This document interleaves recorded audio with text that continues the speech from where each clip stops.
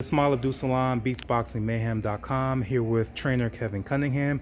He'll be training Erickson Lubin for his upcoming match against Jason Rosario, taking place on Saturday on the Tank Barrios undercard. Everybody's been paying attention to that Lubin hat, honoring Marvin Hagler. But I always want to ask people about that. Do you want to make sure that you temper their expectations as far as the fighter goes? Because, when you're war, you can be expecting a war, and the fight might not turn out like that. So how have you been keeping Lubin under control to make sure he's prepared for everything that might happen in that fight? Well, I mean, you can have a war, and that doesn't mean the strategy has to be a reckless war type of strategy. So you go to war, but you come up with a strategy and a game plan that suits what it is that you're trying to do, and minimizes your opponent's weaknesses and puts you in a position to take advantage of your strengths. So you still have to have the when you're going into a war, you have to have the mentality and be prepared to go to war. But the fight is dictated by the strategy and the game plan. Got it. One thing I've noticed about Lubin, even though a lot of people were down on him after the KO loss to Charlo, he never seemed to have lost his confidence. Do you think it's easier to come back from just a quick kind of flash knockout as opposed to one of those prolonged beatings where, you really kind of question what you have left? It seems like that hasn't even entered his mind since it was such a quick loss. Yeah, well, his confidence, he hasn't lacked confidence at all. It was a setback, but he was young at the time, 21 years old, which is 18 fights. And he's dusted himself off, and he's bounced back. He's on a 5-fight winning streak. And, obviously he's with a new trainer that he feels that he needed to go to the next level, and it's all working out so far so good. Got it. And one thing I remember when I used to read about the old timers, they always said that it was better to take a loss coming up because it gets you ready for that championship level. When do you feel in modern times that shifted? Because now it's like if you get a loss, it's not like, okay, he came back. It's not a positive. People look at it as, you're not as good as you were. Yeah, I think that's a bad stigma for in the sport of boxing. If a guy has one loss, it's like his career, that the mentality is his career is pretty much over. And I think that's really it's hurting the sport. Right. Because if you look at UFC, their superstars have 3, 4, 5 losses. And the reason the sport is thriving because they match up the best against the best consistently. Right. And if you're going to consistently fight the best, 9 times out of 10, you're probably going to lose. Every now and then you might get a loss. Because every night is not going to be your night, especially when you're going up against the best competition. Got it.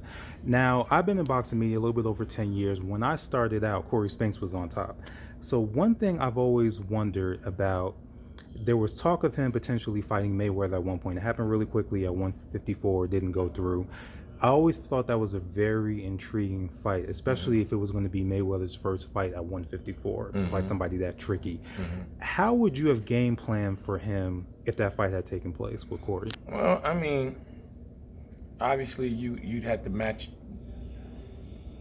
the phenomenal skills of an all-time great like Floyd. So, going into that fight, I would have been going into that fight with Cory Spinks, who was one of the technically most skillful fighters in the division at that time. So the difference would have been Cory's bigger, he's a southpaw. So we would have looked to take advantage of those differences. And, it's a shame that fight didn't happen. They sent us a contract, we signed the contract, and I guess Floyd just decided to do something else because I think he took the Baltimore fight after that. I didn't even know it got that far with the contract signing. Wow. Yeah, we signed our contract. They sent us the contract, we signed it, and it just on Floyd's end, I think they just decided to, for whatever reason, go with the Baltimore fight which in turn we end up moving up in weight and fighting Jermain Taylor. So that's how the Jermain Taylor fight happened. Gotcha. Now I need to watch that fight again because a few people swear to me that Cory won that fight like at least by a couple rounds. How do you feel about that fight years later? I thought we won the fight. I thought we were up by 2 rounds when the fight ended. And obviously, if you watch the fight and you listen to the great Emmanuel Stewart, who was training Jermain Taylor at the time, he told him in the 12th round that, hey, I told you we shouldn't have took this fight. Now you got to go out there and do something if you want to win. So. And Taylor was the HBO fighter at that time, if I remember right. Okay, that kind of all ties in. Yeah. And so, and Cory would have made history because he would have been the undisputed welterweight champion, and he would have been Jermain Taylor was the middleweight undisputed champion. Right. So, you know, they kind of prevented us from making history that night. That's a good point. Good point. Now, I was talking with Steven Espinoza about this a little bit earlier. This will be the last question about boxing media. You know, it's very different from when I first started. On the one hand, it's good because, you know, anybody that kind of has a camera and all that can get into it. But I feel like we've kind of lost the knowledge that you need to bring to the craft to really, you know, help expand boxing and everything. So I wanted to ask you, just from a trainer's perspective, what do you want to see improve from the media when they're covering the sport?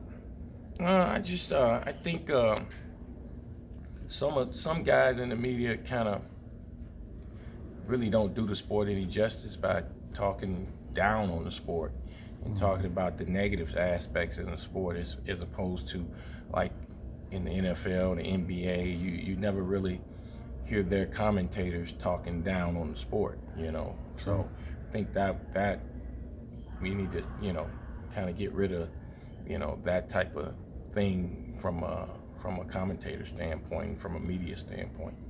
Got it. Oh, and because you're from St. Louis, I got to ask, any new talent on the come up we should be aware of? There's several young guys. I'm living in Florida now. You are? So Okay, I'm in gotcha. South Florida, but there's several young amateurs coming up that's supposed to be pretty good. So I'm looking forward to seeing what they do. All right, appreciate your time. Any social media you want to plug? I'm on Instagram at Cunningham_Kevin01, Twitter KC Box Trainer. All right, everybody, make sure you tune in this Saturday on pay-per-view as Erickson Lubin goes up against Jason Rosario. Appreciate your time.